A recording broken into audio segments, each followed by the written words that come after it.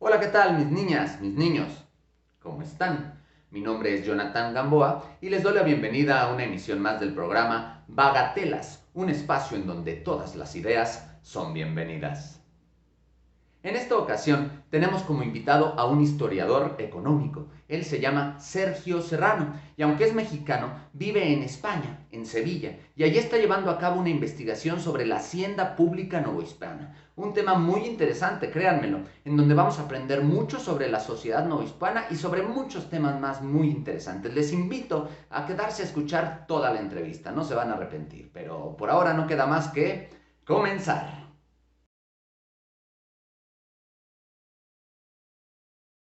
Porque lo importante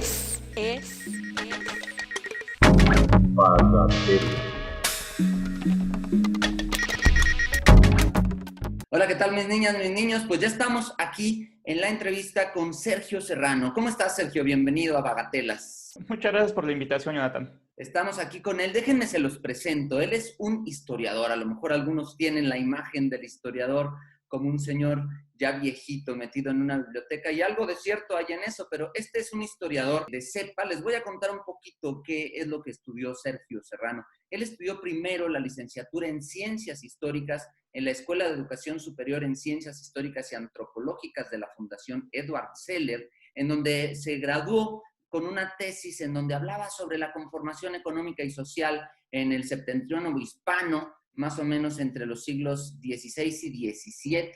Posteriormente estudió una maestría, si no me equivoco, Historia Económica en la Universidad Nacional Autónoma de México, en donde estudió la articulación económica de San Luis Potosí durante todo el siglo XVII, y hablaremos sobre eso. Y actualmente está terminando el doctorado en la Universidad Carlos III de Madrid, en el Departamento de Ciencias Sociales, en donde está haciendo una investigación en donde está analizando el mundo fiscal del siglo XVII. Todo esto suena muy complejo, pero lo que nos denota es que él es un historiador de la economía y durante ya casi 20 años se ha dedicado enteramente a hacer investigación, además de que ha sido profesor invitado y profesor también investigador de diversas universidades, la UNAM y algunas universidades en España. Así que pues bienvenido, Sergio, eres muy joven y has hecho muchísimas cosas. ¿Cómo te ha dado tiempo?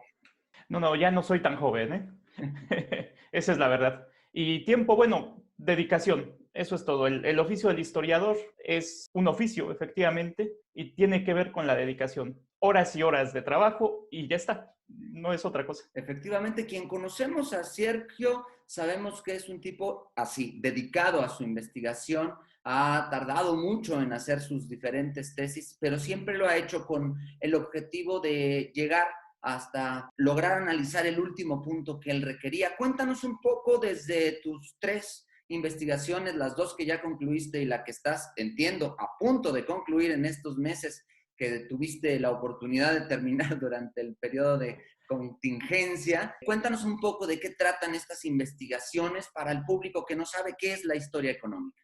La historia económica como disciplina es precisamente este diálogo que tiene que haber necesario entre historia por un lado y economía por el otro, diríamos en términos ahora más modernones, entre humanidades y ciencias sociales, ¿no? Quien hace esta distinción. Esto es la historia económica, un diálogo entre disciplinas, un camino a medias, de esos caminos que a veces son un poco complejos porque no son ni exactamente una cosa ni la otra. Esta disciplina entonces entre dos áreas del conocimiento. Entre dos aguas, Y efectivamente. supongo que tiene muchas áreas de especialización. ¿En cuál te adscribes tú? Yo hago últimamente historia de los impuestos, ¿no? Historia de la fiscalidad. Vaya, los impuestos son una de las constantes desde que básicamente hubo sociedades que vivían en ciudades. Estamos hablando allá del Neolítico. Empezó a haber impuestos, ¿no? Es una de las constantes del mundo que conocemos. El cobro de impuestos desde la época romana es central para entender el desarrollo de las sociedades. Y por eso es tan interesante ver cómo resolvieron las necesidades públicas las sociedades en el pasado, porque nos permite entender mucho de lo que estamos viviendo el día de hoy. Y de hecho esta pandemia ha puesto un poco el énfasis en lo que es lo público y para qué sirven los impuestos. Efectivamente, y bueno, cuéntanos tus dos investigaciones previas. ¿De qué tratan? ¿Qué investigas en estos trabajos? Bueno, estando en San Luis Potosí, me interesó mucho las contradicciones que tiene San Luis como sociedad, ¿no? Creo que es una sociedad muy contradictoria, de extremos, una sociedad que es tanto muy conservadora, pero también fue el núcleo del jacobinismo en el siglo XIX, ¿no? Del anarquismo a finales del XIX como de el pensamiento más tradicional. Es una sociedad muy interesante y creo que esto viene un poco determinado por la manera en que se desarrolla San Luis, que no es una rareza en la historia de México y en la historia probablemente de América Latina, sino es una constante de las zonas de frontera y sobre todo que están vinculadas a la explotación de metales preciosos, ¿no? Es un lugar muy diferente al centro de México, como lo es todo el septentrión, todo el norte de México, en el sentido de que hay una sociedad indígena que se desvanece desde el siglo XVI y se reconstruye un mundo mestizo que está basado sobre todo en el trabajo asalariado ya desde el siglo XVI-XVII y en una composición social muy interesante. La ruptura de estas estructuras que separaban a indios y españoles en San Luis Potosí es rapidísima. Ya para 1620 tenemos una sociedad mestiza, ¿no? Probablemente la primera sociedad enteramente mestiza del mundo novohispano, lo cual lo hace súper interesante, de una riqueza cultural, social, que no se encuentra en otros lados. Cuéntanos un poco cómo era el asunto de la economía novohispana que tú investigas en el siglo XVII. Probablemente una de las economías más dinámicas de la primera globalización. Parece que esto de que se llena la boca un poco la prensa en los últimos años, ¿no? De la globalización, ¿no? Y que estamos viviendo la globalización. Bueno, la globalización empezó hace 400 años y pelos, ¿eh? La globalización no de los mercados, sino del comercio, se logra con los primeros viajes del Cano, con los primeros viajes de Magallanes, que van integrando ya mercados desde China, Europa, vía el Atlántico y el Pacífico, exactamente en medio de esa articulación entre el espacio de mercado europeo y el espacio de mercado en Asia, se encontraba América. San Luis Potosí es uno de los principales proveedores de oro al mercado mundial en el siglo XVII y se articula en esta primera mundialización de la economía. Este oro circula desde las minas de San Pedro, tan desconocidas a nivel global, hacia los mercados internacionales como Ámsterdam, y la plata, sobre todo de San Luis Potosí, circula hacia Manila, que está recibiendo mercaderías de China. Digamos que la bisagra de esa primera mundialización son esas minas de San Luis que parecería que están lejos de todo, pero están en el centro y son el vector por el cual corre esta globalización, esa globalización que nos da el mundo que conocemos hoy. Una historia que creo que se ha contado poco. Se ha contado poco. Yo recuerdo que justamente hablando de esta historia, en alguno de los textos que te leí, hablabas de que llegó a ser la producción más importante de oro en algún momento de la historia, ¿no? Sí, sobre todo a principios del siglo XVII, la producción mineral de San Pedro es una de las más importantes. Las minas de San Pedro son probablemente las primeras minas industriales cuales se puede sacar oro. El oro normalmente se saca de placeres, no había minas para ello. O sea, tú lo podías encontrar lavando agua en los ríos, o se encontraba a veces piedras de oro que eran rarezas dentro de minas profundas, pero no había minas industriales. Una de las primeras del mundo es la de San Pedro. O hay otras, sobre todo en el Nuevo Reino de Granada y Colombia. La zona de Popayán tiene sus minas de oro que compiten con San Pedro, pero que van a tener despegue productivo, sobre todo en los años 30 del siglo XVII, y después las grandes minas de oro pues van a ser las minas generales, ¿no? Las minas Gerais que están en Brasil, que ahí sí las dimensiones de la producción son incomparables con lo que hizo San Pedro. Y tengo entendido también que ahí ya entraste a la cuestión fiscal cuando hiciste la investigación de la tesis de grado de maestría en la UNAM, y recuerdo algún artículo tuyo que hablaba sobre evasión fiscal y algunas anécdotas muy interesantes al respecto. en las minas de San Pedro y en el pueblo de San Luis. El interés por no pagar impuestos sobre el oro llevaba, claro, a un desarrollo de elevación fiscal maravilloso, ¿no? Hay que decir también que las minas de San Luis, en términos de volumen productivo, nunca fueron tan importantes como Zacatecas o como lo va a ser después Guanajuato. Entonces, están menos cuidadas. Un problema que tenían los sistemas fiscales del mundo moderno temprano, del antiguo régimen, dirían los franceses, es que no habían desarrollado muchos de los sistemas de control que no son tan comunes ahora. Era difícil hacer que la gente pagara impuestos, ¿no? El desarrollo de la infraestructura pública, de las maneras de hacer introspección sobre la renta de las personas, y todo eso no estaba muy desarrollada. Entonces era relativamente fácil evadir impuestos. Si tenías unas tasas muy altas sobre mercaderías como el oro, mucha propensión por parte de la población a no pagar ese impuesto, y había una tradición larga, sobre todo para evadir el oro, que es una gran reserva de valor en un poco volumen, ¿no? En este mundo en el cual no existía Tyler ni la tracción motorizada y que lo tenían que mover todo en lomo de burro, que esa es la verdad. Era un negocio evadir el pago del impuesto del oro. Y San Luis Potosí está plagado de historias de este tipo. Yo encontré una muy curiosa de una piedra de 1 kilogramo de oro. Es una rareza de la naturaleza, eso no se da. No es normal que el oro se encuentre en pepitas, en pequeños pedazos, que después se amalgama. Esta piedra que se encuentra en San Pedro en 1628 genera una erupción social, ¿no? Para no pagar impuestos, que inunda, o sea, este oro que no pasa por la caja real no paga impuestos, pero inunda el mercado novohispano. Y después hay pesquisas porque había tanto oro circulando en México que en la Ciudad de México había bajado el precio en el mercado por tanta oferta que había. No había impuestos. Buscaban en los libros de impuestos y decían, bueno, ¿y de dónde salió? Seguramente de San Luis, ¿no? Es el principal centro productor. Y es una piedra curiosa. Esa piedra de oro termina siendo enviada en un barco hacia Madrid, ¿no? Hacia Sevilla. Algún día la encontraré porque era una piedra que estaba maldita, ¿no? Esa piedra, todos los que la tocaron terminaron mal. Y tengo la teoría de que a lo mejor la decadencia que experimenta el Imperio Español en la segunda mitad del 17 tenga que ver con eso. La suerte como un factor determinante de la historia. No, estoy jugando, Claro, por supuesto. claro. ¿Cuál era la estrategia de un empresario del siglo XVII para evadir impuestos? Es decir, ¿cómo le hago yo, si soy un productor de oro, para no declarar que tengo ese oro? ¿Simplemente lo escondo? ¿Cómo le hago? La evasión, sí, hay mil maneras.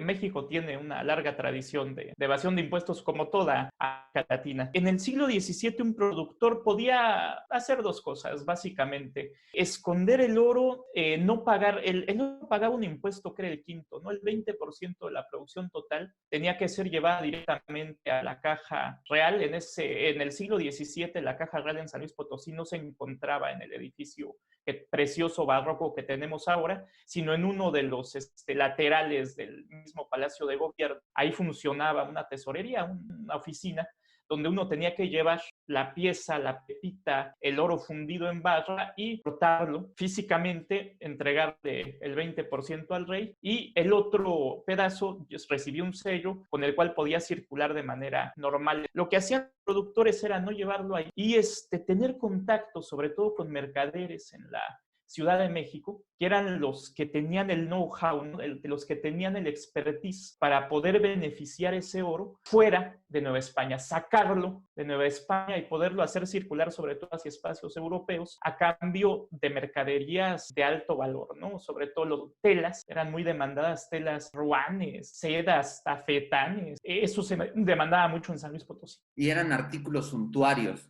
Casi todo eran artículos suntuarios, era por lo que se intercambiaba el oro. Esto es el oro. San Luis Potosí también produce copiosas cantidades de plata. Esta plata normalmente circula hacia Manila, circula vía Acapulco hacia China, donde también compra lujo chino, ¿no? Porcelanas, sedas, todo tipo de sedas. En La Plata hay otro juego. La plata es un poquito más difícil de evadir, pero circula mucha. Y hay dos tasas, hay diezmo y hay quinto, ¿no? O sea, hay o 20 o 10% del total. Se supone que los mineros novohispanos tenían una exención fiscal y en vez de pagar el 20% pagaban el 10%. Pero para tú tener este grado de minero, para poder demostrar que eres minero, normalmente tenías que tener una hacienda de minas. Y esto era un estatus social, tenías que estar registrado en el cabildo como minero, tu plata tenía que salir de una hacienda en específico que tenía esa exención. ¿Qué sucedía en el siglo XVII? Que muchos mercaderes que no tenían ese privilegio pagaban solo el 10%. Entonces ahí contribuyen a una tasa menor,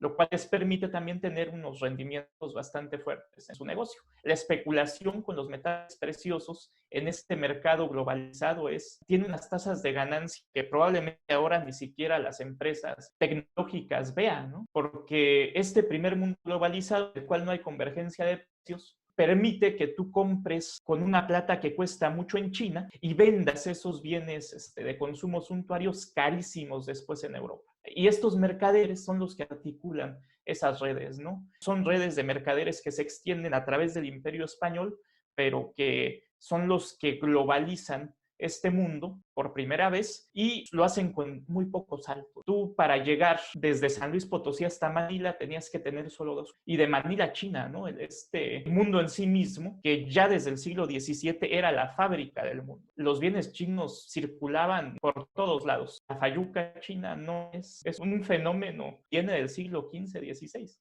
Qué interesante. Y recuerdo que en tu tesis de investigación de maestría hiciste una búsqueda de datos acerca de la producción y el pago de impuestos en San Luis Potosí durante todo el siglo XVII y configuraste una base de datos. Para esto, no lo habíamos comentado, él está ahorita viviendo en Sevilla para terminar su tesis, a pesar de que estudia en la Universidad Carlos III de Madrid. Y recuerdo que fuiste al Archivo de Indias a hacer este gran índice, esta gran base de datos de información sobre producción minera, pago de impuestos, etcétera, a principios o durante todo el siglo XVII. Cuéntanos qué datos interesantes pudieron salir de ahí que no esperabas, algo que no esperabas encontrar en los datos económicos. Ok, consumo. Este tipo de información que está muy desagregada, normalmente los historiadores económicos trabajan con datos muy agregados. Les interesan los grandes números, las grandes agregaciones, lo que ahora llaman el Producto Interno Bruto, que son grandes agregaciones de datos que al fin y al cabo no dicen mucho. En los datos del siglo XVII, una vez que uno se mete al detalle, hay información preciosa, sobre todo para ver quién paga impuestos, por qué se pagan, y qué tipo de cosas consume la gente y por las cuales están siendo sujetos de imposición, de pago de impuestos. En el caso del Imperio Español hay unos impuestos curiosones, ¿no?, que tienen que ver sobre todo con aspectos sociales de los vicios. Uno de los principales ramos de ingreso ya en la segunda mitad del siglo XVII para Nueva España es el consumo del pulque, que llevaba un impuesto fuerte. Para el caso de San Luis Potosí, que no es una zona productora ni muy consumidora de pulque, es muy curioso que el principal monopolio real que cobra impuestos es la baraja. Se jugaba al albur en San Luis Potosí de una manera religiosa. Se apostaba, era una frontera rica. Yo me imagino el pueblo de San Luis Potosí, después ciudad en el siglo XVII, como una frontera de estas que tienen mucho dinero. Minatitlán en los años 60 y 70, ¿no? Con la introducción del petróleo, sería, creo que un buen paralelismo. La gente tiene dinero y se juega muchísimo. Y estos juegos después devienen en violencia, ¿no? El archivo en San Luis Potosí, el archivo judicial de la Alcaldía Mayor está lleno de pleitos que tienen que ver con la baraja, la apuesta y el alcohol. Qué interesante. Y ahora que estás terminando esta tesis en donde estás analizando el fenómeno fiscal durante todo el siglo XVII, cuéntanos un poco cómo era la estructura general, quiénes pagan impuestos, cómo se cobran, cuáles son las leyes que articulan estas dinámicas sociales y económicas. El primer constructo estatal de la capacidad de generar una estructura fiscal es la misma para un estado tan grande como lo es la América española. Los mismos impuestos que se cobran en Durango en el siglo XVII que se pagan en la isla de Chiloé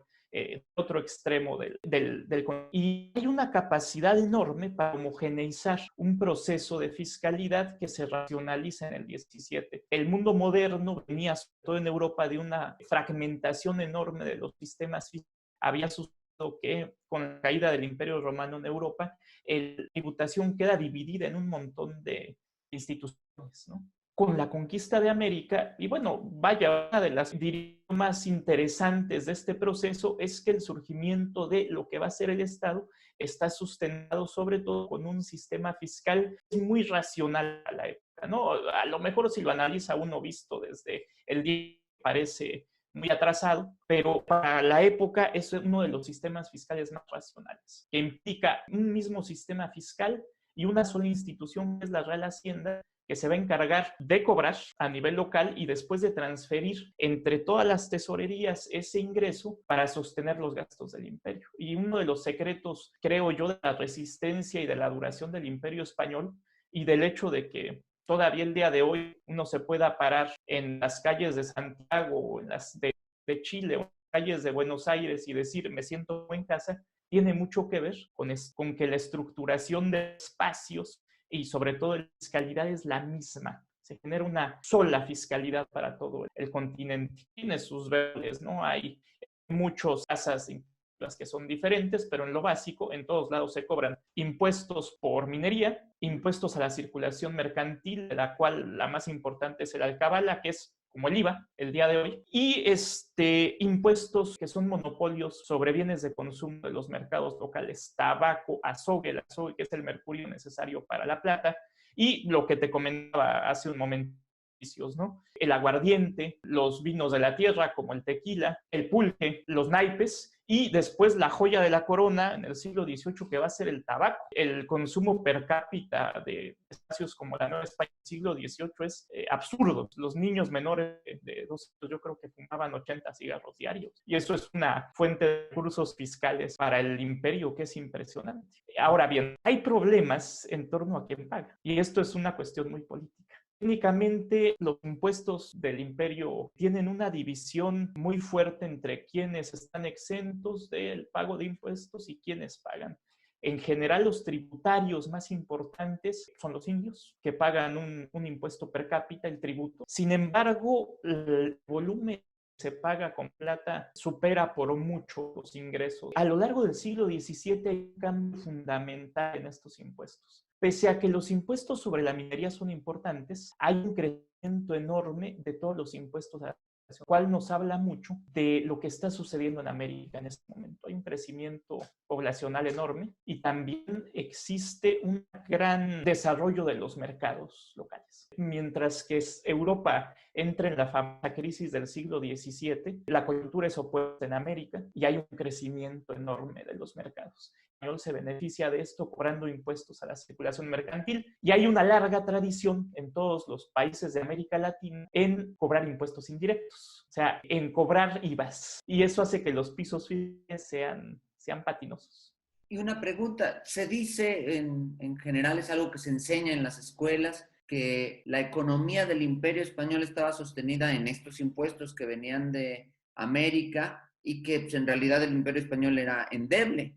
¿Esto es cierto? ¿De qué manera esta era la relación entre las colonias que tenía por el mundo el Imperio Español y el propio núcleo urbano que representaba España?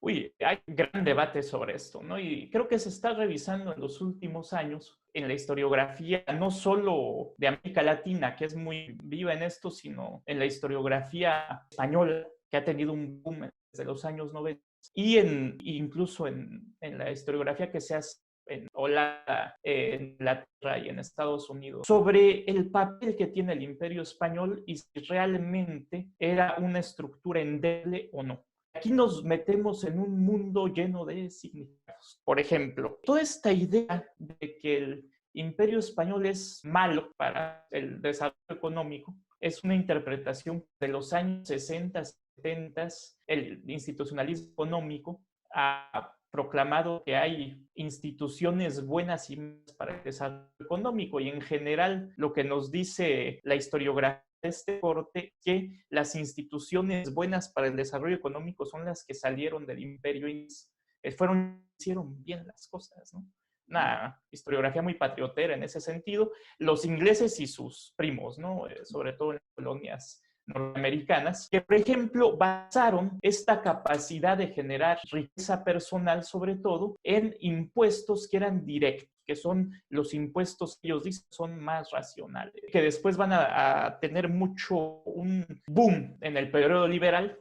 19, pues las haciendas liberales se basan en esos impuestos directos. El día de hoy son la base de los sistemas fiscales en los países desarrollados. Bueno, contra esto el imperio español no tiene tradición de cobrar impuestos, pero sí tiene una larga tradición de negociación, de que este impuesto indirecto que se cobra sobre la circulación mercantil se va negociando a nivel más o menos local con las élites. Y eso permite también que no haya tanta problemática, que haya un sistema homeostático que tenga resiliencia, que tenga resistencia a los choques externos, porque el impuesto no se ve como que el soberano te está metiendo la mano en el bolsillo y te está sacando tu dinero, sino que tú lo estás pagando en la circulación mercantil. Suben los precios, pero el malo no es el rey, ¿eh? Cosa que sí pasa en Estados Unidos, por ejemplo. Por eso esta revolución del siglo XVIII, una de las primeras que se dan en América, tienen que ver con el cobro de impuestos, ¿no? La gente se rebela porque no quiere pagar impuestos.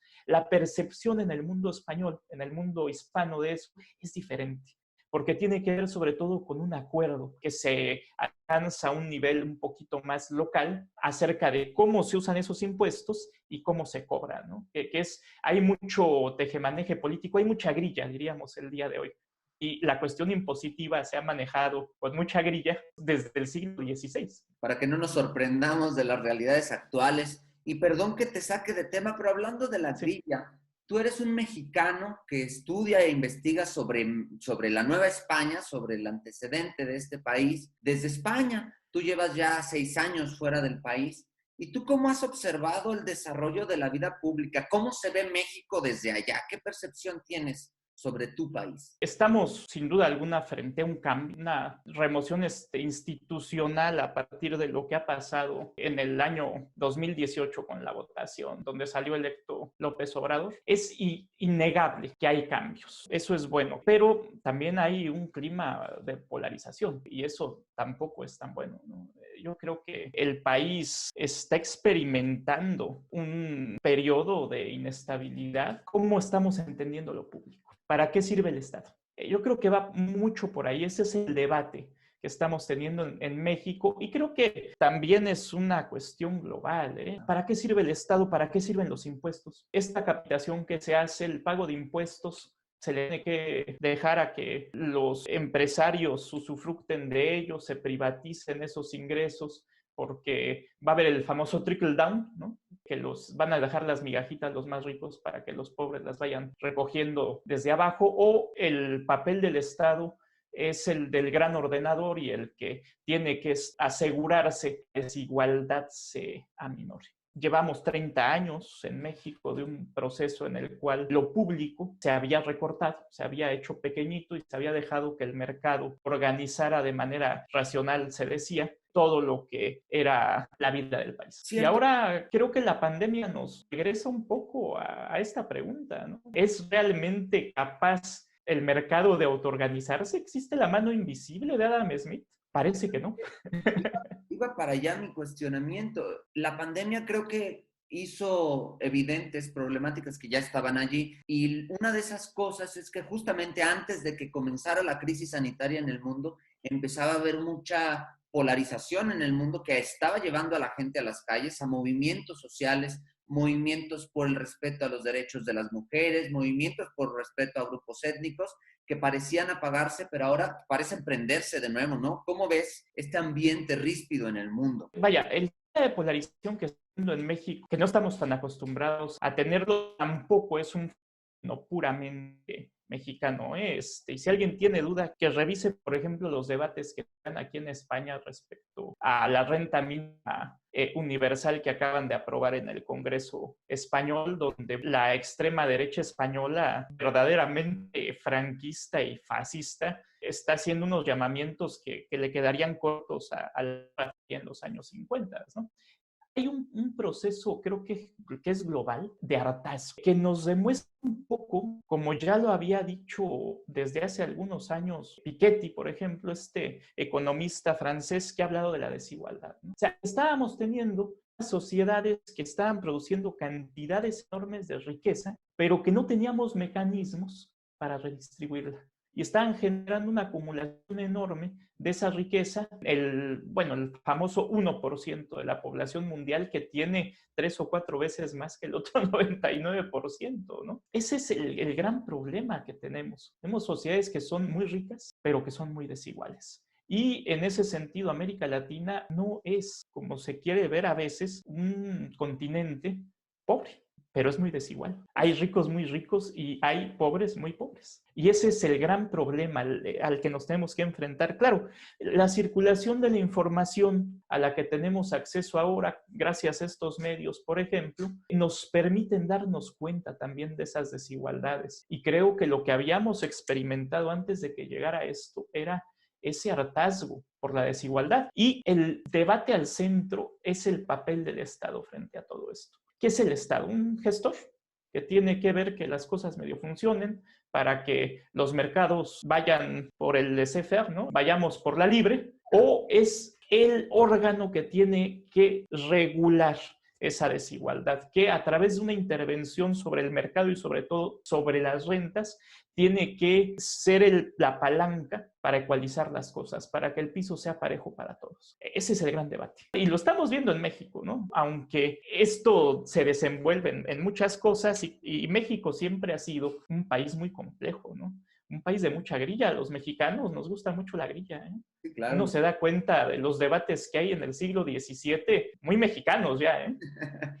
Todavía. Sí, justamente hablábamos de esto, estos discursos polarizantes, yo los encuentro claramente, hablaba de eso con mis alumnos de historia justamente, que yo los encuentro claramente desde el nacimiento del país, no me puse a buscar más atrás, pero esta idea de liberal, conservador, siempre hay una dicotomía en el posicionamiento político muy mexicano.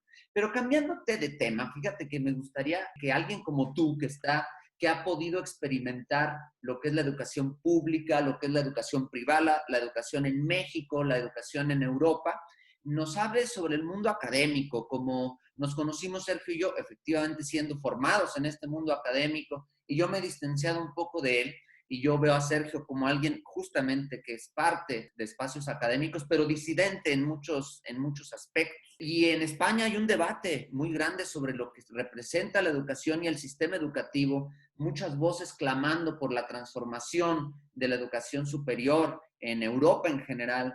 ¿Y tú qué perspectiva tienes sobre este mundo de la academia, por lo menos en humanidades, que es el área que tú conoces? Estamos en una crisis enorme, ¿no? Eso sin duda alguna, en todos los sentidos, ¿no? Lo que va a suceder en la mayoría de los países, sobre todo ahora que van a venir los recortes en los presupuestos, es que lo primero que se va a recortar es la educación.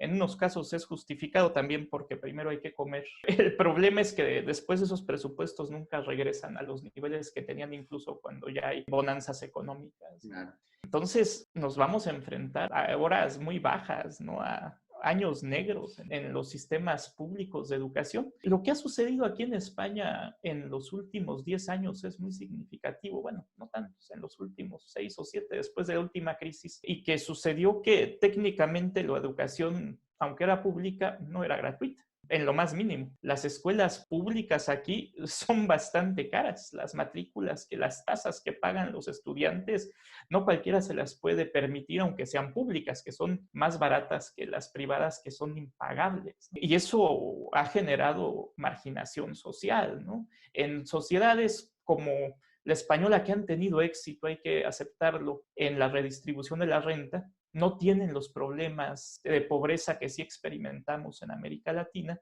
pues bueno, el ascenso social sí está muy basado entre la capacidad que tienes o no para prepararte en una universidad, ¿no? Y después estudiar algún posgrado.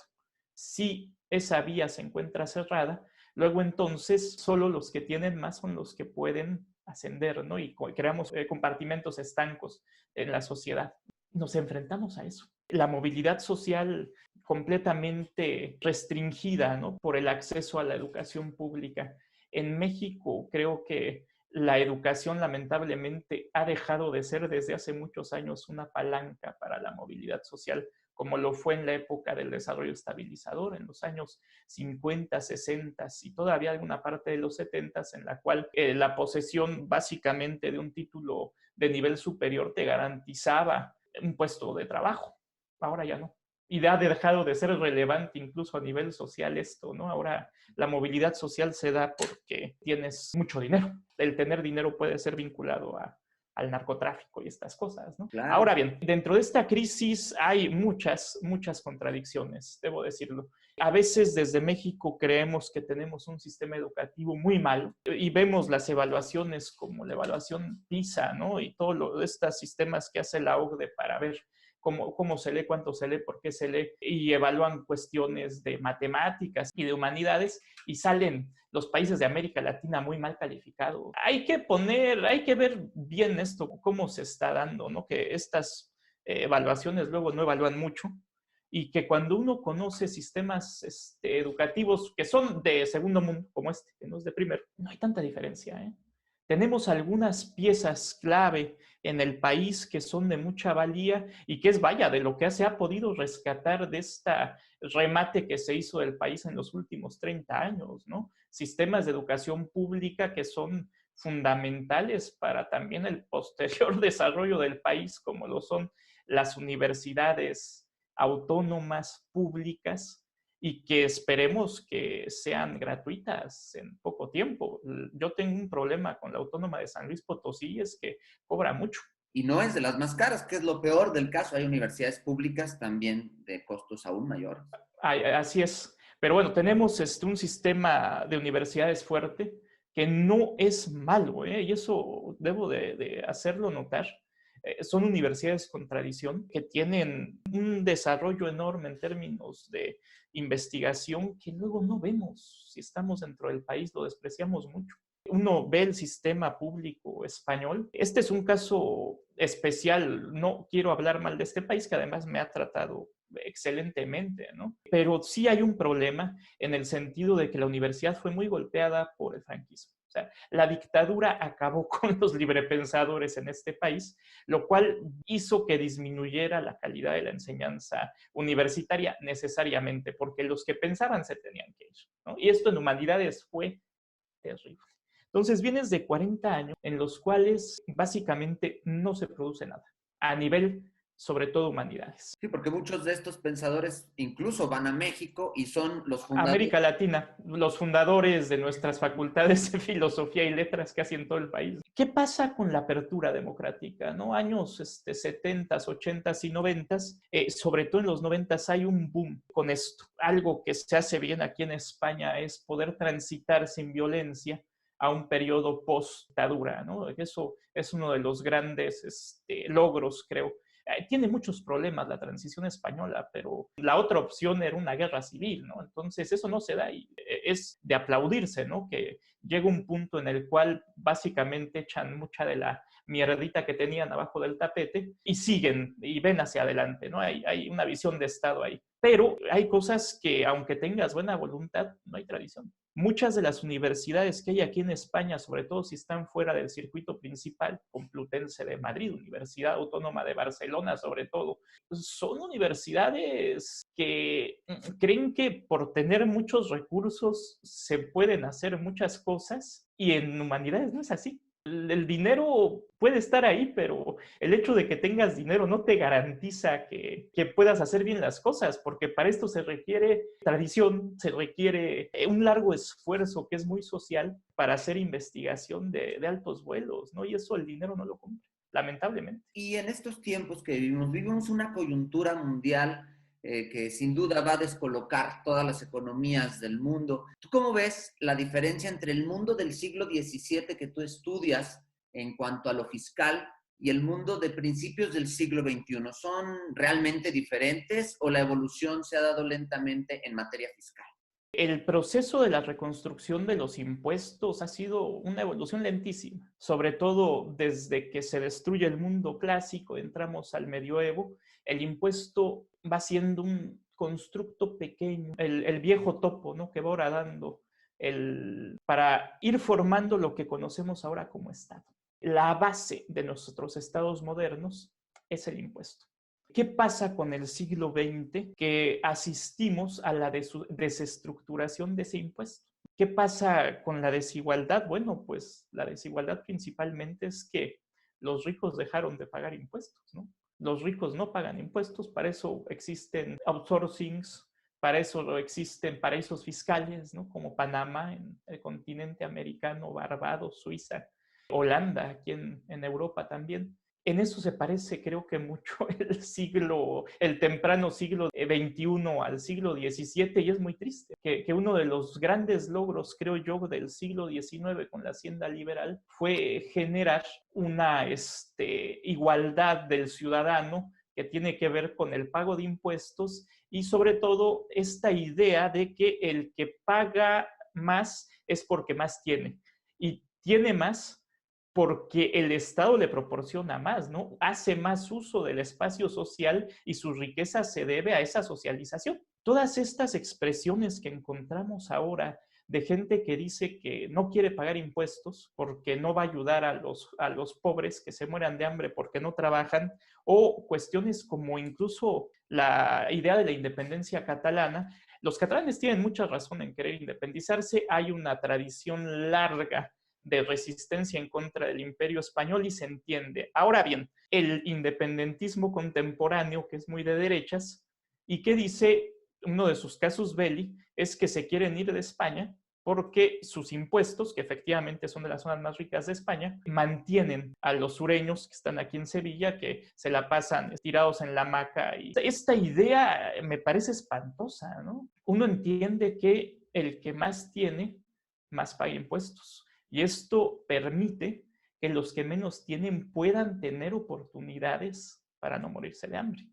Esa solidaridad básica que está en el acto mismo de pagar impuestos se ha ido perdiendo en los últimos 30 o 40 años en el mundo. Y creo que la tenemos que recuperar. Una de las bases para salir del hoyo en el que estamos metidos en este momento, la deslocalización de los sistemas productivos por un excesivo proceso de globalización, va a tener que ver con el pago de impuestos y con recuperar esta idea de que el que más tiene, más paga. Y ya finalmente para cerrar esta entrevista, con esto cerramos todas las entrevistas, y sobre todo a ti que eres historiador y que has reflexionado profundamente sobre un momento específico de la historia humana, ¿qué perspectiva ves para el mundo del futuro? ¿Qué perspectiva ves del mundo que vamos a dejarles a las próximas generaciones? ¿Cómo observas el mañana para este planeta? Es difícil ser optimista, esa es la verdad, pero no puede uno dejar de ser optimista de que podemos ser mejores, ¿no?, como humanidad. Para ser mejores como humanidad tenemos que cambiar muchas cosas. Nuestra percepción acerca de lo que es la riqueza tiene que cambiar. No podemos seguir manejándonos como sociedad, como planeta, porque estamos llegando al límite bajo la idea del crecimiento económico eterno. El planeta tiene límites, pero somos capaces de producir mucha riqueza que tenemos que redistribuir mejor. El debate va a ir por ahí y si no lo hacemos, estamos condenados a que otro bicho nos mate a todos, ¿no?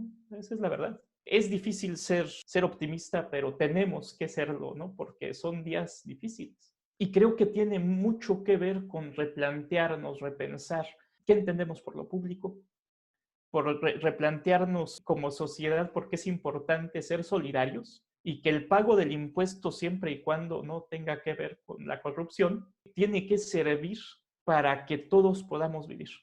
Precisamente viene un debate fuerte que está vinculado a quién va a pagar los costos de los tratamientos médicos que se requieren para salir del coronavirus. Y toda esta especulación que ha habido sobre quién quiere patentar las vacunas, ¿no?, y las medicinas que van a salir de esto. Hacer negocio con eso no tiene nombre. Tenemos que entender que la seguridad de nosotros como especie en este momento implica que todos podamos tener acceso a los tratamientos de salud. Y hablo no solo en México, sino en los países menos desarrollados del mundo que no tienen dinero para pagar eso. Y los tenemos que apoyar, porque nuestra seguridad no va a ser total mientras todos estemos seguros. Y en ese sentido, el papel del Estado es central. Y el papel de los impuestos es específico. Tenemos que entender eso. Si no, no vamos a salir. Qué interesante reflexión que tiene que ver justamente con la perspectiva de redistribuir, que a lo mejor es uno de los temas que van a estar en boga en el futuro próximo. Pues Sergio, te agradezco mucho que hayas pasado por Bagatelas a platicar un poco sobre tu investigación. Por aquí abajo les vamos a dejar los links a sus espacios académicos en donde están sus trabajos para que quien le interese hablar de ellos o verlos. Hay un par de artículos que yo ya me leí que están muy interesantes, les recomiendo seguirlo ahí, a pesar de que él no tiene redes sociales comunes, sí tiene espacios en internet en donde socializa su trabajo académico y podemos encontrar su trabajo. Sergio, muchísimas gracias por pasarte por esto. No, muchas gracias por la invitación y espero no haber hablado demasiado. No, fue bien interesante como siempre. Y bueno, un saludo hasta Sevilla. Qué gusto verte después de muchos años. Y pues hasta aquí la entrevista. Vamos a despedirnos de Bagatelas recordándoles que se suscriban, que activen la campanita y todas esas cosas maravillosas que ocurren en el YouTube. Y nos vemos recordándoles que no se excedan, muchachos. Para la próxima entrevista estaremos hablando también de un tema muy interesante. Muchas gracias. Muchas gracias, Iván. Estuvo muy interesante la charla que tuvimos con Sergio. Hemos aprendido un poco de historia, pero no solo de eso. Comprender la historia también nos ayuda un poco para entender cómo fue el proceso que nos llevó a estar como estamos actualmente. Espero que hayan disfrutado la entrevista como la disfrutamos nosotros y les pido que compartan este video, que le den like. Por favor, suscríbanse a este canal para que podamos crecer en esta naciente comunidad. Les agradezco la escucha y la espera de estos videos y por ahora no queda más que despedirnos, no sin antes decirles, muchachas, muchachos, no se excedan. Nos vemos en la próxima.